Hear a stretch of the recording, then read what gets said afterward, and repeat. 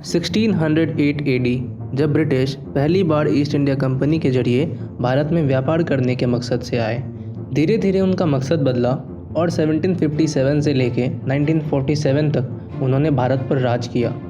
भले ही हम आज एक पावरफुल कंट्री हैं, लेकिन ब्रिटिश राज के इन 190 सालों में भारत एक अमीर और संपन्न देश से एक गरीब देश बन चुका था। हाय दोस्तों, स्वागत है आप सबका पैट्रियट टॉक्स के नए एपिसोड में। भारत में ब्रिटिश कॉलोनियल एरा को लेके कुछ लोगों की एक अलग ही मानसिकता होती है कि ब्रिटिशर्स ने भारत को काफ़ी कुछ दिया है।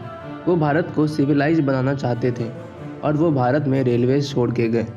और तो और ब्रिटिशर्स से पहले भारत का कंसेप्ट ही नहीं था, भारत एग्जिस्ट ही नहीं करता था। तो क्या हमें सच में अंग्रेज़ों का शुक्रिया अदा करना चाहिए? आइए जानते हैं। जो लोग ये कहते हैं कि भारत ब्रिटिश से पहले एग्जिस्ट ही नहीं करता था, वो अगर थोड़ी सी हिस्ट्री पढ़ लेते तो वो शायद ऐसा नहीं कहते। भारत का इतिहास 2.5 लाख सालों से भी पुराना है। दुनिया के सबसे पुराने सिविलाइजेशंस में से एक इंडस वैली सिविलाइजेशन 2600 BCE में भारत में हुआ करता था। इसके अलावा आने वाले समय में भी कई सारे एम्पायर्स आए जिन्होंने भारत में राज किया। मौर्य डायनेस्टी, गुप्ता डायनेस्टी, मराठास, इन्होंने भारत के बड़े भूभाग पे राज किया है। इन मैप्स को देखिए, ये मौर्य डायनेस्टी का मैप है, ये गुप्ता डायनेस्टी का और ये मराठा एम्पायर का मैप है। क्या इन सब में आपको भारत साफ नज़र नहीं आता है? इंडिया यूरोपियन कंट्रीज़ की तरह ही था जिसके बॉर्डर्स चेंज होते रहते थे, एम्पायर्स उठते और गिरते रहते थे, लेकिन लोगों के बीच में एक कल्चरल कनेक्शन था, एक कॉमन ओरिजिन था जो भारत को दर्शाता था। ये मौर्य डायनेस्टी के कॉइन्स हैं, ये गुप्ता डायनेस्टी के कॉइन्स हैं, जो हमें दिखाते हैं कि भारत में एक प्रॉपर मॉनेटरी सिस्टम भी था जिससे व्यापार हो सके।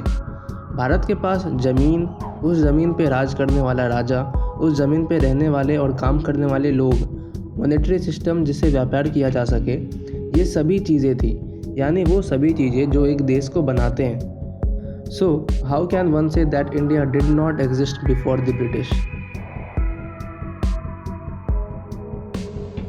हम कैसे ये पता कर सकते हैं कि कोई सोसाइटी सिविलाइज्ड है या नहीं? अगर किसी सोसाइटी में एग्रीकल्चर होती हो, उस सोसाइटी का खुद का आर्ट्स एंड क्राफ्ट्स हो, एजुकेशन हो, शहर हो, लैंग्वेज हो, आर्किटेक्चर हो, तो उस सोसाइटी को सिविलाइज्ड कहा जा सकता है। इंडस वैली सिविलाइजेशन जो 2600 BCE में पाया जाता था, इस सिविलाइजेशन के कुछ शहर होते थे। उनमें से एक शहर था मोहनजोदाड़ो। इस शहर में एक वेल डेवलप्ड आर्किटेक्चर भी था, डबल स्टोरेड बिल्डिंग्स थे, प्रॉपर ड्रेनेज सिस्टम्स थे। और क्या नहीं था इस शहर में?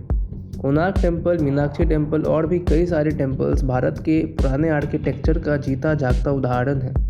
भारत में दुनिया के सबसे महान यूनिवर्सिटीज़ हुआ करते थे। तक्षशिला और नालंदा यूनिवर्सिटीज़ में दुनिया भर के लोग पढ़ने आते थे और इन यूनिवर्सिटीज़ में लाखों बुक्स हुआ करते थे। तो क्या ये सब नहीं दर्शाता है कि इंडिया सिविलाइज्ड था? क्या ब्रिटेन ने जापान को भी ट्रेन दिया था या US को? सिंपल सी बात यह है कि किसी देश को ट्रेन्स के लिए कॉलोनाइज होने की ज़रूरत नहीं होती है। लेकिन जहाँ तक ट्रेन्स की बात है, तो ब्रिटिशर्स का भारत में ट्रेन्स इंट्रोड्यूस करना यहाँ के लोगों को सर्व करने के लिए नहीं, बल्कि पूरे भारत से कॉटन और कोल जैसे रॉ मटेरियल्स को ट्रांसपोर्ट करना था खुद के फ़ायदे के लिए। वो हमारे यहाँ से हमारे रॉ मटेरियल्स अपने कंट्री में लेके जाते थे, वहाँ उन रॉ मटेरियल से फिनिश्ड प्रोडक्ट्स बनाते थे और यहाँ वापस इंपोर्ट करके हमें ज़्यादा दामों पे बेचते थे। भारत के लोगों को खुद की ही बर्बादी के लिए पे करना पड़ रहा था। और तो और रेलवेज़ में बोर्ड डायरेक्टर से लेके टिकट कलेक्टर्स तक ब्रिटिशर्स को ही प्रेफरेंस दिया जाता था और इंडियंस को एम्प्लॉय नहीं किया जाता था। रेलवे ट्रैक्स बिछाने के लिए स्लीपर्स की ज़रूरत होती थी, जो आज के दिन तो कंक्रीट का होता है, लेकिन पहले लकड़ी का हुआ करता था। और लकड़ियों के ह्यूज डिमांड को पूरा करने के लिए ब्रिटिश सरकार ने फॉरेस्ट एक्ट पास किया 1856 में। इस एक्ट के तहत भारत के फॉरेस्ट को 3 कैटेगरी में बांटा गया: रिजर्व्ड फॉरेस्ट, प्रोटेक्टेड फॉरेस्ट और विलेज फॉरेस्ट। ब्रिटिशर्स ने सिर्फ एक ही तरह के पेड़ लगाने शुरू किए जिससे वो रेलवेज और शिप्स बना सके। इस एक्ट के चलते विलेजर्स और ट्राइबल लोगों का जीना मुश्किल हो गया था। उनके जंगल से अपने ज़रूरत की सामान लेने पे भी रोक लगा दी गई थी। सच ये है कि आज इंडिया डिवाइडेड है ब्रिटिश के चलते। ब्रिटिश ने जाते जाते भारत को 2 हिस्सों में बांट दिया, हिंदू मेजॉरिटी इंडिया और मुस्लिम मेजॉरिटी पाकिस्तान। आज़ादी के बाद भारत 562 प्रिंसली स्टेट्स में बटा हुआ था। ब्रिटिश ने इन स्टेट्स को ऑप्शन दिया था ये अपनी मर्जी के अनुसार इंडिया या पाकिस्तान ज्वाइन कर सकते हैं या इंडिपेंडेंट भी रह सकते हैं। वो सरदार पटेल थे जिन्होंने इन 562 प्रिंसली स्टेट्स को भारत में मिलाया। ब्रिटिश ने भारत से 45 ट्रिलियन डॉलर्स लूट लिए 250 सालों में।